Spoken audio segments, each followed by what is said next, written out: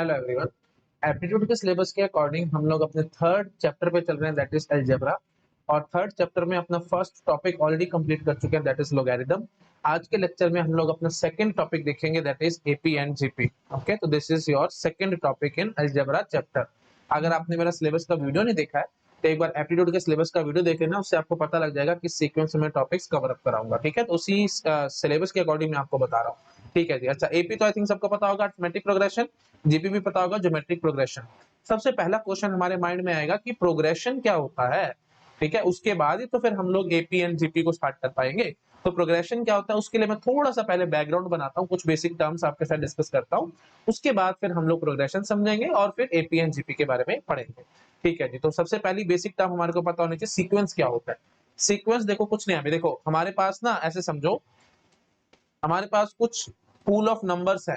ठीक है, इनमें से ना मैं कुछ नंबर्स को पिक कर रहा हूँ। जैसे मैंने नंबर पकड़ा पहले A1, फिर A2, फिर A3, फिर A4, फिर A5 एंड सो ऑन, ऐसे करके मैं नंबर्स को पकड़ रहा हूँ। तो इसको हम लोग एक सीक्वेंस कह सकते हैं। और सीक्वेंस कब कहेंगे, जब इनका ऑर्डर एकदम फिक्स रहेगा। मतलब पहला नंबर आपको पता होना चाहिए A1 है, दूसरा A2 है, तीसरा A3 है, चौथा A4 है, पांचवा A5 है एंड सो ऑन। मतलब हर एक नंबर का ऑर्डर फिक्स है और आपको पता है कि ये पहला है, ये दूसरा है, ये तीसरा है, ये चौथा है एंड सो ऑन।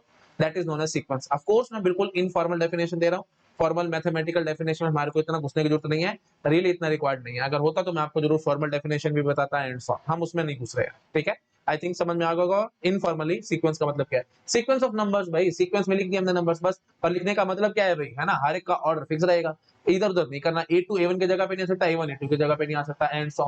एक दो एग्जांपल करेंगे ना, थोड़ा और क्लियर हो जाएगा। ठीक है, समझ में आ गया क्या है सीक्वेंस। अब देखो मैं डेफिनेशन पढ़ता हूँ आपके आगे। देखो सीक्वेंस क्या है, collection of elements in is ordered. Collection of elements, हमने कुछ एलिमेंट्स के कुछ कलेक्शन है और उसको हमने ऑर्डर्ड कर दिया है in such a way that it has identified first member, second member and so. ठीक है, हम उनको आइडेंटिफाई कर पा रहे, पहला है, दूसरा, तीसरा and so. I think clear हो गया होगा, that is known as sequence. कुछ एग्जांपल देखो मैंने दिखा रखे हैं आपको सीक्वेंस के। देखो भाई, जैसे population of humans in a city from 2000 to 2020, 2000 से 2020 साल तक जो जो भी पॉपुलेशन रही है आदमियों की किसी सिटी में, वो हम लिख रहे हैं। जैसे पहले साल 2000 में मतलब रही 100, फिर 2001 में 200, 2002 में 300, 2003 में 400 एंड सो ऑन। 2020 में जाकर के 1900 हुई है पॉपुलेशन, 1900 हुई है। ठीक है, आई थिंक समझ में आ रहा होगा। तो अब ऑब्वियस सी बात है भाई, 300 और 200 इनका ऑर्डर आप चेंज नहीं कर सकते। अगर आपने 300 इधर कर दिया, 200 इधर कर दिया, तो इसका मतलब 2001 में 300 पॉपुलेशन थी और 2002 में 200 पॉपुलेशन हो गई। ऑब्वियस सी बात है, वो गड़बड़ हो जाएगी, है ना। तो मतलब इनको, इसको इधर करना और इसको इधर करना, दैट इज नॉट अलाउड। मतलब इनका एकदम ऑर्डर फिक्स रहेगा नंबर्स का, बस ये होती है जी सीक्वेंस। समझ में आ गया। अच्छा, आप जैसे देखो, अब आप ऐसे भी कह सकते थे, एक और example, amount of money deposited in bank from 2000 to 2020, 2000 से 2020 तक। अच्छा, ये मैंने वैसे ही साल लिख लिए हैं, कोई पर्टिकुलर ईयर आपको जो मन करे आप वो लिख सकते हो। ठीक है, तो मतलब हमने क्या किया, ये तो ऑब्वियस सी बात है, आई थिंक पकड़ गए होंगे, जो साल लिखना चाहते हो आप वो लिख सकते हो। चलो खैर, मेन पॉइंट पे आते हैं। हाँ जी, तो आपने कुछ पैसे जमा कराए हैं हर साल, तो उसको उसको हम सीक्वेंस में लिखना चाह रहे हैं, तो हम ऐसे लिखेंगे। पहले साल मतलब 2000 में आपने 10 रुपए जमा कराए थे, 2001 में 100 रुपए कराए, 2002 में 1000 रुपए कराए, 2003 में 10,000 करवाए एंड सो ऑन। 2020 आते आते 10 पावर 19 रुपए आपने जमा करा दिए। इतनी भगवान सबको ग्रोथ दे, ऐसे एग्जांपल है वैसे तो, है ना। अगर ऐसी ग्रोथ होने लगी तो बस फिर तो मजा ही आ जाएगा, इलोन मस्क टाइप बन जाएंगे हम लोग भी, ऐसे ऐसे मतलब 10 100 1000 ऐसे ऐसे करते करते हर साल एक्सपोनेंशियल जबरदस्त ग्रोथ। चलो खैर ठीक है, जोक्स अपार्ट, मेन बात आप समझ चुके हो। अब देखो वही बात है, 10 पावर 3 और 10 पावर 2, मैं इनको इधर उधर नहीं कर सकता। तो अगर आपने इधर उधर कर दिया तो फिर ये हो जाएगा जी, ये 2000 साल में हमने जो जमा कराए पैसे, ये 2001 साल के हैं जी, और ये 2002 साल के हैं जी, है ना। तो फिर वही बात है, सारा उल्टा पुल्टा हो जाएगा, वो काम हमारे को नहीं करना होता। मेन बात क्या, भी ऑर्डर फिक्स रहता है। ठीक है, तो वही, अब देखो, अब ध्यान, अब दोबारा से समझो। देखो, पूल ऑफ नंबर्स है, हमने इन नंबर्स में से कुछ कुछ नंबर्स पिक कर लिए हैं और उन नंबर्स का ऑर्डर हम लोग फिक्स रखे, मतलब ऑर्डर फिक्स रख के बैठे, मतलब ये पहला नंबर, ये दूसरा नंबर, तीसरा नंबर एंड सो ऑन। इसको हम लोग सीक्वेंस कह सकते हैं। आई थिंक पकड़ गए होगे आप लोग, अब मेरे ख्याल से किसी को कोई परेशानी नहीं होगी। व्हाट एग्जैक्टली सीक्वेंस, ये सबको क्लियर हो गया होगा, है ना। मैं एक ही स्क्रीन पे सारा कुछ कर दिया है, आप फटाफट से नोट डाउन कर लो, फिर मैं नेक्स्ट स्लाइड पे जंप कर रहा हूँ। सीक्वेंस सबको समझ में आ गई ना। अब देखो, अब आएगी इंपॉर्टेंट बात। इफ सीक्वेंस फॉलोज, ठीक है, let me use a different colour, if sequence follows a specific pattern then it is known as progression. तो अगर जो सीक्वेंस, जो हमने नंबर्स सीक्वेंस लिखी है, कोई पर्टिकुलर पैटर्न को फॉलो कर रहे हैं ना, तब हम उसको प्रोग्रेशन कह देते हैं। तो मतलब सीक्वेंस जो आपने लिखी है नंबर्स की, आपको इतना तो पता है ये पहला, ये दूसरा, ये तीसरा एंड सो ऑन, लेकिन कई बार ऐसा भी होगा कि कोई फिक्स पैटर्न ना हो उसमें, और कई बार ऐसा होगा कुछ पैटर्न फिक्स है। तो अगर कोई पैटर्न फिक्स है तो हम उसको प्रोग्रेशन बोल देते हैं भाई, उस सीक्वेंस को हम लोग प्रोग्रेशन बोल देते हैं। तो प्रोग्रेशन का मतलब क्या है भाई, एक फिक्स पैटर्न फॉलो हुआ। जैसे सपोज कर लो ये देखो हमने लिखे 1 2 3 4 5, तो अब क्या करोगे, फिक्स पैटर्न है, plus one plus one plus one plus one, हर बार प्लस प्लस वन ऐड करके कर रहे हो। और अच्छे से बोलते मैं ऐसे कहूंगा, देखो भाई पैटर्न क्या है, 2 - 1 is equal to 3 - 2 is equal to 4 - 3 is equal to 5 - 4 dot dot dot. Difference same है भाई, है ना। इन पहले दो नंबर को पकड़ो, दूसरे तीसरे को पकड़ो, तीसरे चौथे को पकड़ो, चौथे पांचवे को पकड़ो, एंड किसी को भी पकड़ लो, किसी भी कंसेक्यूटिव नंबर्स को पकड़ो, डिफरेंस सेम है भाई। देख पा रहे हो आप लोग ना, 2 - 1 is 1, 3 - 2 is 1, 4 - 3 is 1, 5 - 4 is 1 and so on. इनको पकड़ो भाई, 4 - 2 2, 6 - 4 2, 8 - 6 2, 10 - 8 2, 12 - 10 2, है ना। तो सब जगह 2 2 2 2 चल रहा है ना, तो 2 फिक्स है ना। तो एक पैटर्न हो गया, है ना। अच्छा यहाँ पे देखो भाई 6 - 3 is 3, 9 - 6 is 3, 12 - 9 is 3, 15 - 12 is 3, 18 - 15 is 3। समझ पा रहे हो ना भाई। 6 - 3 is equal to 9 - 6 is equal to 12 - 9 is equal to 15 - 12 dot dot dot. I think पकड़ गए। यहाँ पे भी वही चीज मैं लिख देता हूँ, 4 - 2 is equal to 6 - 4 is equal to 8 - 6 is equal to 10 - 8 dot dot dot. Recorded session है ना भाई, रिकॉर्डेड ना हो तो आप मेरे को टोक देते कि सर ये सब लिखने की जरूरत नहीं, हम पकड़ गए बात को, बट स्टिल मेरे को लिखना पड़ेगा, है ना। अच्छा जी, अगर ऐसा कुछ फिक्स पैटर्न चल रहा है ना आपके, मतलब कॉन्सिक्यूटिव नंबर्स में डिफरेंस सेम चल रहा है, तब हम इसको बोलते हैं जी arithmetic progression. This is AP, ठीक है जी। अच्छा इसमें यहाँ देखना भी क्या पैटर्न है, 2 4 8 16 32 64 ऐसे चल रहा है। तो अब ध्यान से देखो भाई, 4/2 is equal to 8/4 is equal to 16/8 is equal to 32/16 is equal to 64/32। तो कॉन्सिक्यूटिव नंबर्स को डिवाइड कर रहे हैं ना, तो सेम हमारे पास आ रहा है, मतलब रेशियो सेम है। रेशियो रेशियो देखो भाई, 4/2 और 8/4 सेम रेशियो है ना। 4/2 और 8/4 सेम रेशियो थी। 16/8 32/16 सेम है कि नहीं, ये देख लो आराम से चेक करो भाई, इसमें कोई टेंशन वाली बात नहीं होनी चाहिए। लिख के दिखा दिया, ज्यादा टाइम पे पास नहीं करते हम लोग। ऐसे यहाँ पे भी क्या लिख सकते थे भाई, 9/3 is equal to 27/9 is equal to 84 divided by 27 dot dot dot, ऐसे चलता रहेगा, है ना। 81 है, सॉरी 81/27, है ना। आई थिंक समझ पा रहे हो। तो रेशियो सेम आ रही है। तो अगर ऐसा कुछ हो रहा है तो हम उसको बोलते हैं जीपी, ज्योमेट्रिक प्रोग्रेशन। तो आप इसको ऐसे लिख सकते हैं, 2/1 ये 2/2 2/3 2/4 2/5 2/6 एंड सो ऑन। ये जानते हैं ना सभी, 2/1 2/2 2/3 2/4 2/5 2/6 एंड सो ऑन। और ये क्या चल रहा है भाई, 3/1 3/2 3/3 3/4 एंड सो ऑन, ऐसे चलता चला जाएगा। पकड़ गए आई थिंक, इसमें कोई खास टेक्निकलिटी नहीं है। इसको हम लोग जीपी बोलते हैं, दैट इज ज्योमेट्रिक प्रोग्रेशन। बिल्कुल बेसिक, बिल्कुल बेसिक। आई थिंक मैं तो बहुत ही ज्यादा नीचे गिर गया हूँ अपने लेवल से, जस्ट ताकि मैं आपको धीरे धीरे ऊपर पर इंट्यूटिव स्टाइल से उठा सकूं, इसलिए मैं ये सब काम कर रहा हूँ। पकड़ गए हो सभी लोग, है ना। आई थिंक क्लियर होगा सबको। अच्छा जी, तो ये हो गया जी एपी, ये हो गया जी जीपी। जीपी मतलब रेशियो सेम है, एपी मतलब डिफरेंस सेम है, बस ठीक है। क्लियर होगा सब लोगों को। चलो अब हम थोड़ा सा और आगे बढ़ते हैं। अब हम एपी स्टार्ट करेंगे। देखो एपी में टर्म्स को कैसे लिखेंगे, देखो भाई मैंने बोलता ना डिफरेंस सेम है, उसको हम कॉमन डिफरेंस कह देते हैं, और कॉमन डिफरेंस को हम लोग डी से रिप्रेजेंट करा रहे हैं। तो यहाँ पे जो डी है, ये डी क्या बता रहा है भाई, कॉमन डिफरेंस, कॉमन डिफरेंस, ठीक है। तो अब देखो भाई, पहले उसमें हमने कॉमन डिफरेंस 1 था ना, तो हम +1 करते चलते जा रहे थे ना। तो 1 फिर 1 + 1, फिर जो 2 था 2 + 1, फिर जो ये आया था 3 + 1, फिर जो 4 आता 4 + 1 एंड सो ऑन। तो वही देखो हमने यहाँ कर रखा है, देखो a + d, डी की वैल्यू अगर आप 1 मानते हो तो a + 1, तो फिर ये क्या हुआ जी, a + 2d। तो जो पहली टर्म थी उसमें 2 बढ़ा दो, फिर जो पहली टर्म थी उसमें 3 बढ़ा दो, फिर पहली टर्म में 4 बढ़ा दो एंड सो ऑन। बेसिक सी बात है, आई थिंक समझ पा रहे होगे ना। a + d a + 2d a + 3d a + 4d and so on, plus D plus D plus D plus D plus D हमेशा चलता चला जा रहा है। ये देखो जैसे यहाँ पे +1 +1 +1, यहाँ पे +2 +2 +2, ऐसे डी की वैल्यू +2 +2 +2 चल जाती है। ऐसे डी की वैल्यू 3 हो सकती है, डी की वैल्यू 4 हो सकती है, डी की वैल्यू 5 हो सकती है, जो आपका मन करे आप वो रख सकते हो। कॉमन डिफरेंस जो मर्जी हो जाए, it hardly matters to me, but वो कांस्टेंट होना चाहिए, है ना। मतलब second minus first, third minus second, second minus first term करोगे तो डी आएगा। देखो भाई थर्ड माइनस सेकंड करोगे तो भी डी आएगा। चेक करो आराम से, a + 2d - a - d। ये समझ पा रहे हो कि नहीं, अरे क्या बकवास बात है भाई, समझ पा रहे हो कि नहीं, a + 2d - a - d। तो क्या निकल गया है, वो डी तो निकल के आया है। ये देखो भाई, इन दोनों का डिफरेंस डी आएगा, इन दोनों का डिफरेंस डी आएगा, इन दोनों का डिफरेंस डी आएगा, इन दोनों का difference and so on, her consecutive term का डिफरेंस डी आएगा, जिसको हम बोलते हैं कॉमन डिफरेंस। आई थिंक क्लियर होगा सब लोगों को, बहुत बेसिक बात है ना।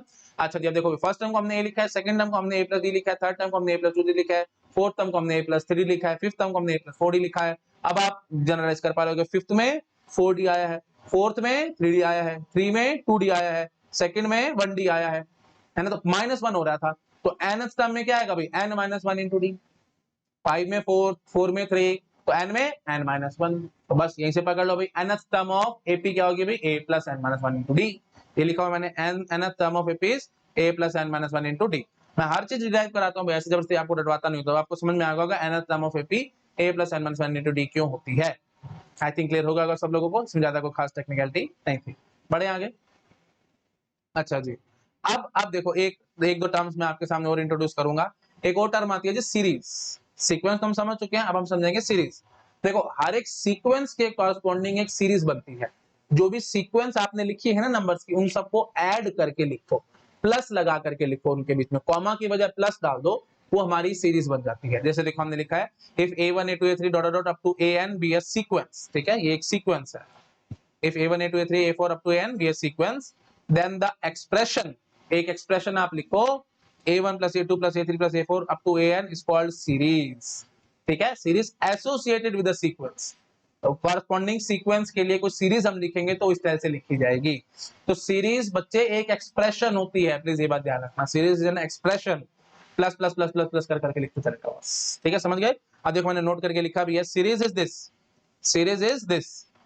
अच्छा, सम ऑफ सीरीज क्या होगा भाई, ऑब्वियस बात है, एक यूनिक नंबर आएगा इन सबको ऐड करके, that is known as sum of series. तो प्लीज ये ध्यान रखना भाई, सीरीज क्या है, सम ऑफ सीरीज क्या है, सीक्वेंस क्या है, ये छोटी छोटी टर्म्स होती हैं जो बच्चों को बहुत कंफ्यूज कर देती हैं, ठीक है। तो आप ये मत बोल के बैठ जाना कि हमने ये सर ये देखो 1 + 2 + 3 + 4 ये हमने एक सीरीज लिखी है, सॉरी ये हमने एक सीक्वेंस लिखी है, ठीक है, ये सीक्वेंस लिखी है, महाबकवास बात है भाई।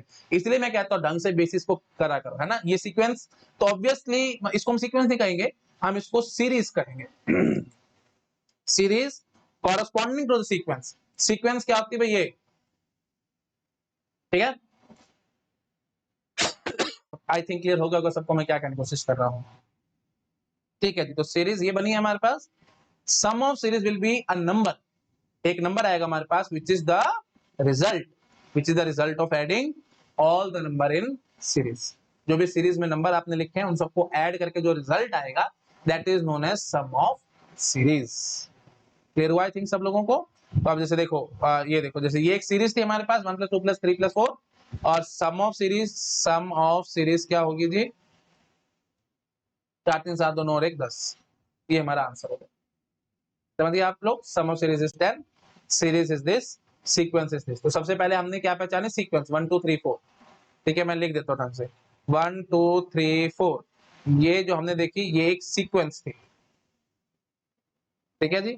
इस सीक्वेंस के कॉरस्पॉन्डिंग सीरीज ये बनी है, इस सीरीज के कॉरस्पॉन्डिंग सम ये आया है। आई थिंक क्लियर हो गया होगा सब लोगों को मैं क्या करने की कोशिश कर रहा हूँ, ठीक है जी। तो सम सीरीज का होता है, क्लियर हो गया सब लोगों को। चलो ठीक है, छोटा कर देता हूँ, नोट डाउन कर लो आप, और छोटा करें।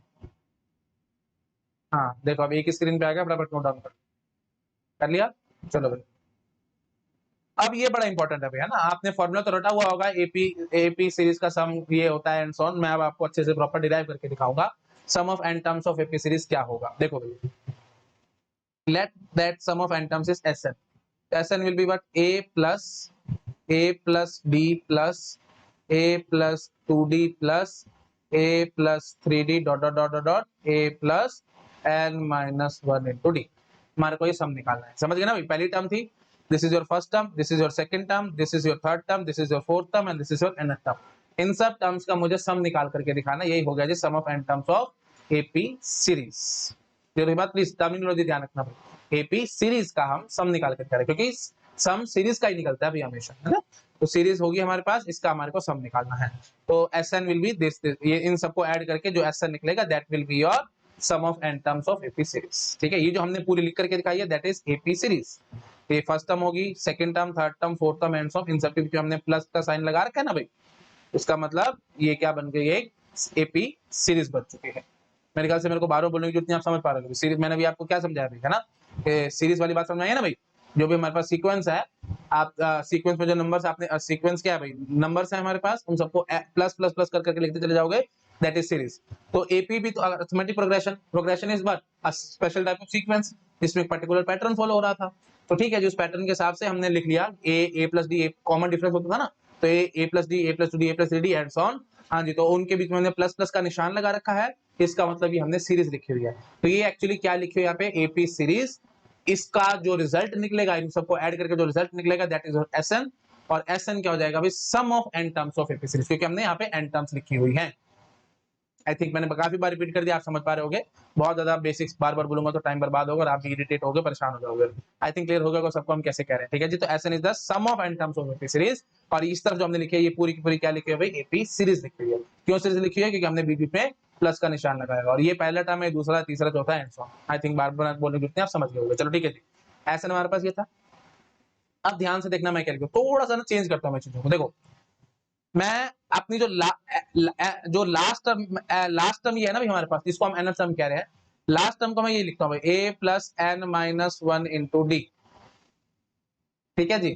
अच्छा जी, तो सेकंड लास्ट टर्म क्या होगी, सेकंड लास्ट टर्म ये होगी जी लास्ट टर्म, ढंग से लिखो मैं, है ना, ये होगी जी लास्ट टर्म। अच्छा जी, जिसको मैं एल से रिप्रेजेंट करवा रहा हूँ। अच्छा जी, तो यार चलो ठीक है, लास्ट टर्म ये है हमारी, और जिसको हम लोग एल बोल रहे हैं, ऐसे में लिखते हो, ठीक है। लास्ट टर्म है हमारे पास A plus N minus one into D and that is your L. अच्छा जी, अब आप जरा मुझे समझाओ सेकंड लास्ट टर्म क्या होगी।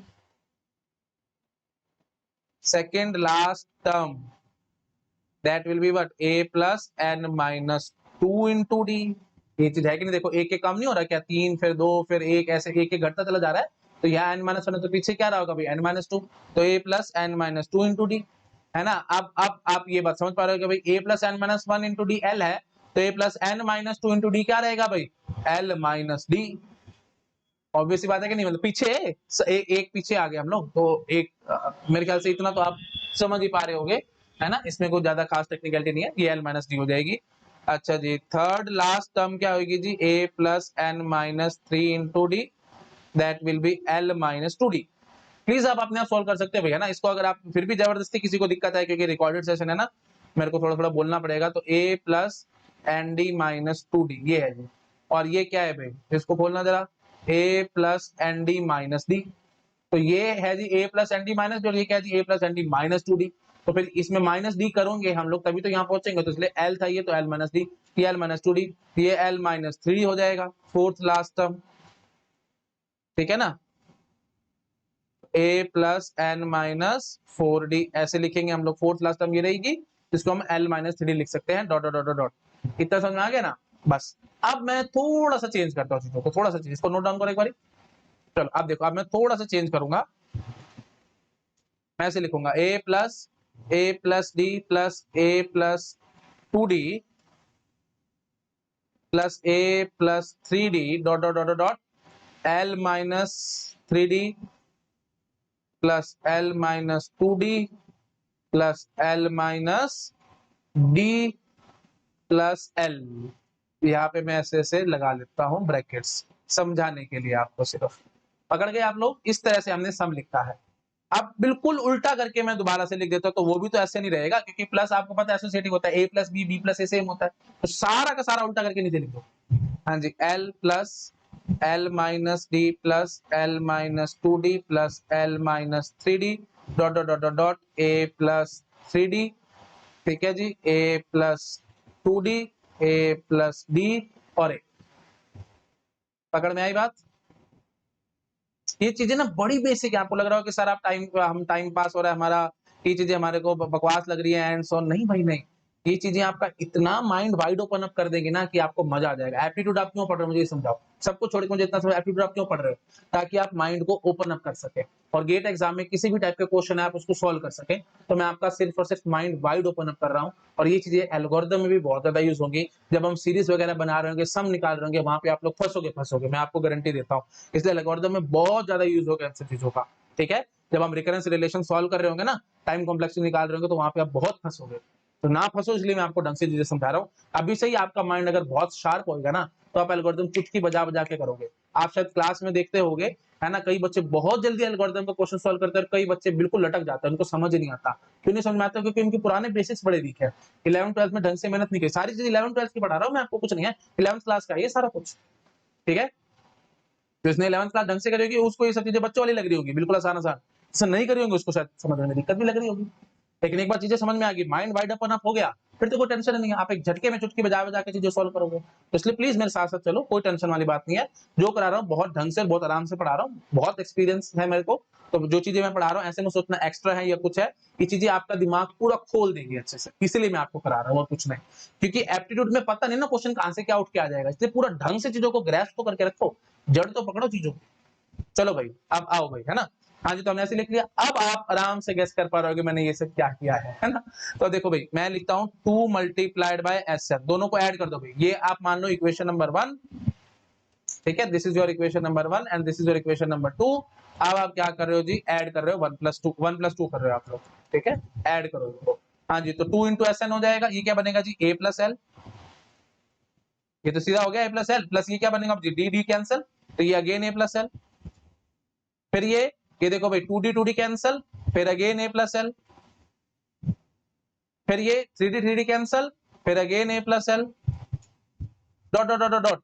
यहां से चलते चलते ये देखो भाई फिर वही बात, 3d कैंसल, a + l, यहां से भी वही a + l और यहां से भी वही a + l। पकड़ गए? अच्छा जी, अब बस मेन टेक्निकलिटी इसमें है कि ये कितनी बारी a + l है, ये जरा मुझे समझा दो तो मैं समझ जाऊंगा, आपके कंसेप्ट एकदम क्लियर है। सीधी सी बात है भाई, n टर्म्स आपने लिखी थी ना, ये देखो ये सारी सारी n टर्म्स थी कि नहीं थी, याद है कि नहीं, n टर्म्स थी ये। तो वही बात है, n टर्म्स तो a + l आया है, सिंपल बात है कि नहीं। ये देखो ऊपर ऊपर चेक करके आओ, a + d, a + 2d, a + 3d and so n - 1d।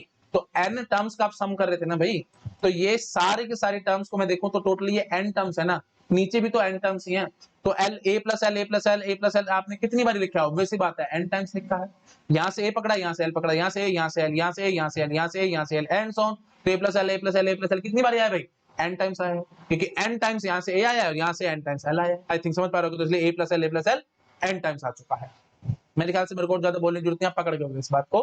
बस अब मैं क्या बोलूंगा जी, 2 into S N that will be equal to n multiplied by a + l, ठीक है। अच्छा जी, अब S N will be equal to n/2 into a + l, और l आप देख के आओ भाई, क्या माना था आपने, last term a + n - 1 into d, put करो और आंसर निकालो, ठीक है जी।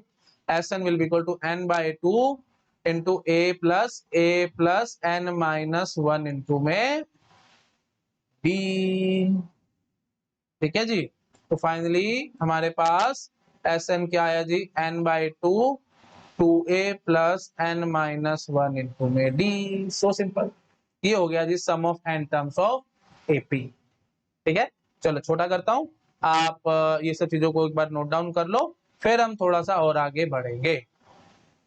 यहां तक नोट डाउन करो, उसके बाद ये भी नोट डाउन करो, ठीक है। नेक्स्ट स्लाइड पे मैं आप जंप कर रहा हूँ, कर लिया नोट डाउन, नेक्स्ट स्लाइड पे जंप कर रहा हूँ भाई मैं आपको। देखो भाई अब हम स्टार्ट कर रहे हैं जीपी, ठीक है। जीपी में क्या होता था भाई, कॉमन रेशियो रहता था ना, रेशियो सेम रहता था, तो इसलिए हम इसको लिखेंगे a, फिर हम लिखेंगे a मल्टीप्लाइड बाय r, फिर ar² ar³ ar4 dot dot dot ऐसे चलते रहेंगे हम लोग, है ना। अब चेक कर लो भाई, ar divided by a that will be r, ar² divided by ar that will be again r। Check करो भाई, है ना, देखो second by first that should be equal to third by second, check करो फटाफट, है ना। तो देखो मैं किधर लिख के दिखाऊं, चलो इधर लिख के दिखा दो, देखो ar/a that will be equal to ar² by ar। आराम से चेक करो भाई, देखो यहाँ से ये कैंसल, तो यहाँ से वही r ही बचेगा, है ना। सिमिलरली आप देख सकते हो भाई ar³ divided by ar² that will B ar4 divided by ar³ and so on. Please मेरे को टाइम पास नहीं करना चाहिए, आप इस बात को समझ पा रहे होगे। तो यही हमारे पास रिप्रेजेंटेशन आती है भाई ज्योमेट्रिक प्रोग्रेशन की। तो पहली टर्म होती है a, सेकंड टर्म होती है a multiplied by r, third term होती है ar², फोर्थ टर्म होती है ar³, फिफ्थ टर्म होती है ar4 एंड सो ऑन। अब इंपॉर्टेंट बात आएगी, देखो भाई फोर्थ टर्म में ar³, थर्ड टर्म में ar², सेकंड टर्म में ar, तो फिफ्थ में ar4, एक कम है ना, तो nth टर्म में क्या आएगा भाई, a power a into r power n - 1। समझ पा रहे हो ना भाई, 5 में 4, 4 में 3, 3 में 2, तो n में n - 1। तब आप समझ पा रहे हो भाई n टर्म ऑफ जीपी क्या रहेगी जी, a into r power n - 1। So simple, चीजें रटने वाली थोड़ी होती हैं, काफी चीजों जगह पे आपको चीजें रटवा दी जाती हैं, सीधे फॉर्मूले लिख दिए जाते हैं, आप भी रट लेते हो, क्वेश्चन करा देते हैं, टाइम पास है ना। मेरा तो यही एम रहता है कि मैं पहले बच्चों को पूरा ढंग से डिराइव करवाऊं चीजें, उसके बाद फिर क्वेश्चन ही रहते हैं, फिर तो आप बड़े आराम से चीजों को अटेम्प्ट करोगे, है ना। नहीं तो देखो बात वही पड़ती है, मैं पहले सारे फॉर्मूले दे दूं, फिर पहला जब क्वेश्चन करा रहा हूँ वहां पे मेरे को टाइम स्पेंड करना पड़ेगा, आपको चीजें ढंग से समझानी पड़ेगी। अब मैं फॉर्मूलेज आपको ढंग से डिराइव करवा रहा हूँ, उसके बाद फिर क्वेश्चन तो आप खुद भी ट्राई करोगे तो आपसे होने लग जाएंगे, है ना। यही सबसे बड़ा फायदा है। एप्टीट्यूड बार बार समझा रहा हूँ, माइंड को सिर्फ वाइड ओपन अप करने के लिए होता है और कुछ नहीं होता। और जब मैं आपको चीजों को प्रूफ देता हूँ तो समझ लो आपका माइंड वैसे ही खुलता जा रहा है, बस माइंड खोलना है आपको और कुछ नहीं। बस एप्टीट्यूड देखने का, बस एप्टीट्यूड लिया ही इसलिए जाता है, प्रोफेसर सिर्फ यही देखना चाहते हैं कि आपका दिमाग खुला हुआ है या बंद है। बस दिमाग खुला हुआ होगा तो चीजें आप बड़ी जल्दी जल्दी ग्रैस्प करोगे और पकड़ोगे, नहीं तो नहीं पकड़ पाओगे। ठीक है, आई थिंक क्लियर होगा वो सबको। चलो ठीक है जी, एन टर्म ऑफ जीपी आपको समझ में आ गई होगी, a into are power n-1 होता है ना। और मैं आपको बार बार समझाता हूँ, बहुत बच्चे होते हैं जो बहुत जल्दी चीजों को ग्रैस्प कर जाते हैं और कुछ होते हैं जो नहीं कर पाते। कारण क्या है भाई, जो नहीं कर पा रहे उनके बेसिक वीक है, जो कर रहा है फटाफट से ग्रैस्प उसके बेसिक बड़े स्ट्रॉन्ग है, उसने चीजों को डिराइव कर करके चीजें को सीखा हुआ है, रटा नहीं हुआ कुछ भी, हर बात को समझा हुआ है। तो कोई भी नई चीज आती है उसके सामने तो फटाफट से वो पिछले वाली चीजों के साथ लिंक करके वो कर लेते हैं ग्रैस्प फटाफट से, है ना। क्योंकि को उसको जो भी चीज आप दिखाओगे उसको नहीं लगेगी, उसको लगेगा ठीक है ये चीज तो मैंने पहले से देखी हुई है। समझ पा रहे हो कि नहीं। तो यही सबसे बड़ा फायदा है भैया ना, चीजों को डिराइव करके ढंग से समझोगे तो आपको प्रॉब्लम कभी नहीं फेस करनी पड़ेगी। ठीक है, चलो भाई नोट डाउन करो, फिर मैं आगे बढ़ रहा हूँ, बढ़ू आगे। हाँ जी, अब हम देखेंगे जी sum of N terms of GP क्या होगा। बहुत आसान है भाई, देखो S N will be equal to what, A plus A R plus A R square plus A R cube dot dot dot dot A R N minus one. इन सबका ये टोटल हमारी एन टर्म्स हो चुके हैं। इन्हीं N terms of GP का मेरे को सम निकाल करके दिखाना है। जीपी सीरीज थोड़ा ढंग से लिखूं तो इसको हमारे को लिखना चाहिए था GP series, sum of N terms of GP series, क्योंकि सीरीज बनी है ना भाई। ये देखो जीपी क्या होता है, A comma A R square comma A R cube and so on. तो जीपी सीरीज क्या होगी भाई, वही हमने प्लस कर करके लिख दिया सबको, है ना, कॉमा की वजह हमने प्लस प्लस डाल दिया तो वो सीरीज बन चुकी है ना। अच्छा कॉमा डाल करके हम लिख रहे थे वो जीपी क्यों है भाई, है ना, वो प्रोग्रेशन है। प्रोग्रेशन मतलब वही बात है, सीरीज जिसके अंदर एक पर्टिकुलर पैटर्न फॉलो हो रहा है। और पैटर्न क्या है भाई, second term divided by first term that is equal to third term divided by second term and so on. ये पैटर्न फॉलो हो रहा है, तो इसलिए हमने उस सीक्वेंस को प्रोग्रेशन का नाम दे दिया, और अच्छे से बोलते उसको हमने ज्योमेट्रिक प्रोग्रेशन कहती है। आई थिंक समझ गए होगे, सब कुछ आगे पीछे सब लिंक करके पढ़ाता हूं मैं। ठीक है, इसलिए जो शुरू में ढंग से समझाया, जिसने शुरू शुरू वाली बातें जिसने समझी थी तो उसको ये मेरी बात समझ में आ गई होगी। नहीं तो भाई आप घूम रहे हो पता नहीं सर मैं क्या बोल दिया, प्लीज। ठीक है, चलो आगे बढ़ते हैं, थोड़ा सा ध्यान से काम किया करो, एक्टिव रहा करो, चीजों को नोट डाउन करते रहा करो, दिक्कत कभी महसूस नहीं होगी। नहीं तो मेरे लेक्चर आपको शायद मुश्किल लग सकते हैं। ओनली थिंग इज चीजें साथ साथ पढ़नी पड़ेगी आपको, है ना। जो मैंने अभी शुरू में बातें बोली हैं, अगर आप सत्संग की तरह ऐसे मेरा वीडियो देखते चले जा रहे हो तो सिर के ऊपर से चला जाएगा। बेटर है चीजें ढंग से सारा नोट्स बनाओ, अच्छे से लिखते चले जाओ, उसके बाद आपको परेशानी महसूस नहीं होगी। चलो ठीक है, शुरू हो जाओ। ऐसा हमारे पास ये हो गया। अब कैसे मैं सम करूं, देखो अब थोड़ा सा ना मैं यहाँ पे दिमाग लगाऊंगा, है ना। देखो जैसे हमने यहाँ पे दिमाग लगाया था, है ना, हमने उल्टा कर लिया था, ऐड करके हमने लिखा था तो कुछ कुछ बन के आया था। तो यहाँ पे भी मैं कुछ इस तरह से काम करता हूँ। देखो मैं क्या करता हूँ, R multiplied by S N कर देता हूँ, R multiplied by S N कर दूंगा, तो जो पहली टर्म होगी वो ए आर बनेगी ना, तो मैं उसको यहां लिखता हूं ए आर, इधर शिफ्ट कर करके लिख रहा हूं। ये चीजें बहुत इंपॉर्टेंट है, प्लीज ये मत बोलना सर बकवास है एंड सो ऑन। जब एल्गोरिथम पढ़ाऊंगा ना तो आपकी आंखें खुल जाएंगी कि हाँ सर कितना मजा आ गया, हमने एप्टीट्यूड में आपने ये सब चीजें पढ़ी हुई थी ना, एल्गोरिथम में अब इतना मजा आ रहा है कहने की हद नहीं है। ठीक है, you will really enjoy lot, क्योंकि मैं जब वहां पे सीरीज बनाऊंगा, सम करूंगा चीजों का, मजा ही अलग आएगा आपको, you will really enjoy lot. ठीक है, रिकरेंस रिलेशन जब हम लोग सॉल्व कर रहे होंगे, टाइम कॉम्प्लेक्सिटी निकाल रहे होंगे, बहुत मजा आएगा आपको। ठीक है, प्लीज इसलिए ढंग से कर लो चीजों को, यही करा रहा हूं ना मैं, ये एल्गोरिथम की बातें हैं सब यही कर रहा हूं, ताकि वहां पे आपको बहुत आसानी हो। बार बार समझा रहा हूं, एल्गोरिथम कई बच्चे बहुत जल्दी ग्रैस्प करते हैं, कई बच्चे बहुत ढीले हो जाते हैं, उनको बहुत मुश्किल लगता है सब्जेक्ट, कारण मैथमेटिक्स बड़ी वीक है उनकी। ठीक है, तो मैथमेटिक्स को मैं यही स्ट्रॉन्ग कर रहा हूँ, आपके साथ साथ कर लो। हाँ जी, तो स्टैंडर्ड बातें हैं सारी की सारी। हाँ जी, आर इंटू एस एन करोगे तो क्या होगा, पहली टर्म ए आर बन जाएगी, तो उसको मैं शिफ्ट कर करके लिख रहा हूँ, यहाँ ए आर आ गई। अच्छा ये वाली टर्म ए आर स्क्वायर बन जाएगी, तो मैं यहाँ पे ए आर स्क्वायर लिख रहा हूँ। फिर अगली टर्म ए आर क्यूब बन जाएगी, तो मैं यहाँ पे ए आर क्यूब लिख रहा हूँ, एंड सो ऑन चलते चलते यहाँ पे A R N minus one आएगी। मतलब यहाँ पे ये देखो, जो A R N minus two होगी वो A R N minus one बन जाएगी, और ये जो टर्म होगी वो क्या बन जाएगी जी, ए आर एन। ये पकड़ में आने की नहीं आ रही, देखो भाई जो पहली टर्म थी वो मैंने यहाँ लिख दी, जो दूसरी टर्म थी वो यहाँ लिख दी, आर से मल्टीप्लाई करा दी ना मैंने सबको। आर इंटू एस एन का मतलब क्या होगा, हर एक टर्म को मैंने आर से मल्टीप्लाई करा दिया। ए आर स्क्वायर को यहाँ लिख दिया, ए आर क्यूब बना करके, एंड सो ऐसे चलते चले जा रहे थे। A R power N minus two को हमने A R power N minus one लिख दिया, और A R N minus one को हमने ए आर एन कर दिया ना, क्योंकि ये भी आर से मल्टीप्लाई होगा तो फिर ये ए आर एन बन जाएंगे। आई थिंक समझ पा रहे हो आप? बस अब कुछ नहीं है, है ना। अब हम क्या करेंगे, इसको मान लो 1, इसको मान लो 2, ठीक है। अब आपकी मर्जी जैसे करना है, मैं 2 माइनस 1 करता हूँ, ठीक है जी।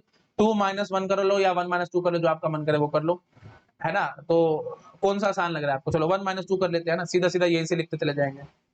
लो जी 1 माइनस, फर्क कुछ नहीं पड़ना है ना, आप समझ पा रहे हो कि माइनस कट जाएंगे, माइनस माइनस दोनों तरफ से। चलो ठीक है, ज्यादा नहीं मैं बोलता, कर देता बस। 1 माइनस 2 करो फटाफट। S N minus R S N, तो मैं एस एन कॉमन लिख लूंगा, 1 माइनस आर कर दूंगा। इसमें किसी को डाउट है?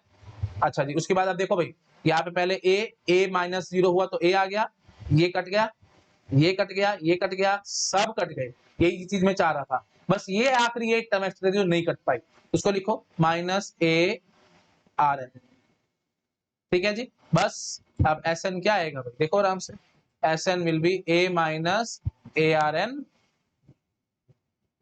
ए minus A R N divided by 1 minus R, ठीक है। अब वही बात है, एस एन को आप क्या लिख सकते हो, ए कॉमन ले लो, 1 minus R power N divided by 1 minus R, ठीक है। अब वही बात है, आप दोनों जगह से माइनस कॉमन ले लो, तो एस एन को मैं इसी चीज को ये लिख देता हूँ, है ना, टाइम पास नहीं करता, मैं सीधा यही लिखता हूँ, दैट कैन बी, यहाँ से माइनस कॉमन ले लोगे तो R power N minus 1 divided by R minus 1, समझ गए ना भाई। देखो यहाँ से माइनस कॉमन ले लो, यहाँ पे माइनस कॉमन ले लो, यहाँ से माइनस कॉमन ले लो, तो यहाँ ये क्या बन जाएगा जी, आर माइनस 1, और ये क्या बन जाएगा जी, R power N minus 1। Basic सा पॉइंट आई थिंक पकड़ गए आप लोग, ठीक है जी। तो या तो S N N term of GP, sum of N terms of GP, या तो आप ऐसे लिख सकते हो या आप ऐसे लिख सकते हो, आपका जैसा मन करे वैसे लिख सकते हो, it hardly matters to me, समझ गए। अच्छा जी, अब एक बात जरा ये समझो, जो कॉमन रेशियो है, कॉमन रेशियो जो है अगर लेस देन 1 है, स्ट्रिक्टली लेस देन 1 है अगर, तो sum of infinite terms of GP क्या बनेगा, सीधी सी बात है, कॉमन रेशियो लेस देन 1 है, जिसमें भी आप भरना चाहते हो उसमें भर लो। जैसे सपोज कर लो मैं इसमें भरता हूं, है ना, तो ए 1 माइनस आर पावर इंफिनिटी, है ना, तो इंफिनिटी मतलब बहुत बड़ा नंबर, और ऑलरेडी नंबर माइनस 1 से छोटा था, मतलब समझ लो पॉजिटिव नंबर था, है ना, मैं ऐसे लिखता देखो भाई, है ना, तो 0 से स्ट्रिक्टली बड़ा है आर, और 1 से पक्का छोटा है, तो आर इज बिटवीन 0 एंड 1। तो आप सपोज देखो, जैसे आप कोई भी नंबर लो, 0.2 लेते हो, है ना, 0.2 का स्क्वायर करना क्या बनेगा भाई, 0.2 का स्क्वायर करोगे तो ये बनेगा जी 0.04। समझ पा रहे, जैसे पॉइंट वाला जो भी नंबर पकड़ते हो आप, उसकी पावर जैसे से बढ़ाते चले जाते हो, नंबर उतना छोटा होता चला जाता है। ये बिल्कुल बेसिक सा पॉइंट है, आई थिंक समझ पा रहे होगे आप लोग, है ना। तो आई थिंक क्लियर है सब लोगों को, जो भी पॉइंट वाला नंबर होते हैं उसकी पावर आप जितनी ज्यादा बड़ी करते चले जाओगे, नंबर उतना ज्यादा छोटा होता चला जाएगा। तो हो सकता है कि भाई जब हम इन्फिनिटी तक जाएंगे तो ऑब्वियसली वो 0 बन जाएगा, तो रफली हम उसको 0 लेकर चलते हैं, 1 minus 0 divided by 1 minus R, तो जो भी आर होगा वो हम देख लेंगे, है ना। तो ये क्या बन के आएगा जी, sum of infinite terms of GP where R is between 0 और 1। तीसरी बात ध्यान रखना भाई, आर ग्रेटर देन 1 नहीं होना चाहिए, ठीक है, और ऑब्वियस सी बात है, ग्रेटर देन 1 होगा तो इन्फिनिटी तक चला जाएगा, वो फिर गड़बड़ हो जाएगी, वो काम नहीं करना, है ना। हाँ जी, तो और वो निकलेगा भी, उसको छोड़ दो, वो इन्फिनिटी बन जाएगा। हाँ जी, तो sum of N terms of, sum of infinite terms of GP, जहां पे कॉमन रेशियो 0 और 1 के बीच में होगा, तो वो क्या बन के आएगा जी, a अपॉन 1 माइनस आर। बहुत इंपॉर्टेंट फॉर्मूला है ये, है ना। और अगर इस वाले तरीके से चलता तो क्या क्या करता मैं, ये देखो आराम से, तो a 0 माइनस 1, ये r पावर इंफिनिटी है ना, वही बात है, 0 बनता r माइनस 1, तो ये क्या बन के आता जी, minus a upon r minus 1, घुमा फिरा करके a अपॉन 1 माइनस r ही बन के आएगा, ठीक है। तो आपको ध्यान रखना है भाई, है ना। तो sum of infinite terms will be what, as infinite terms of GP will be a upon 1 minus r, ठीक है। ये बहुत बार यूज होगा प्रोबेबिलिटी में, कभी कहीं एल्गोरिथम में तो बहुत यूज करूंगा ही करूंगा, एंड सो ऑन, ठीक है जी। चलो ठीक है, इसको फटाफट नोट डाउन कर लो, ठीक है, फिर मैं थोड़ा सा और आगे बढ़ूंगा, या ऐसा करें इतने रखें इस लेक्चर में, ठीक है, ऐसा करते इतने रखते हैं इस लेक्चर में, कुछ और क्वेश्चन है मैं उसको नेक्स्ट लेक्चर में कवर अप कराऊंगा, ठीक है। चलिए okay, thank you so much, bye bye.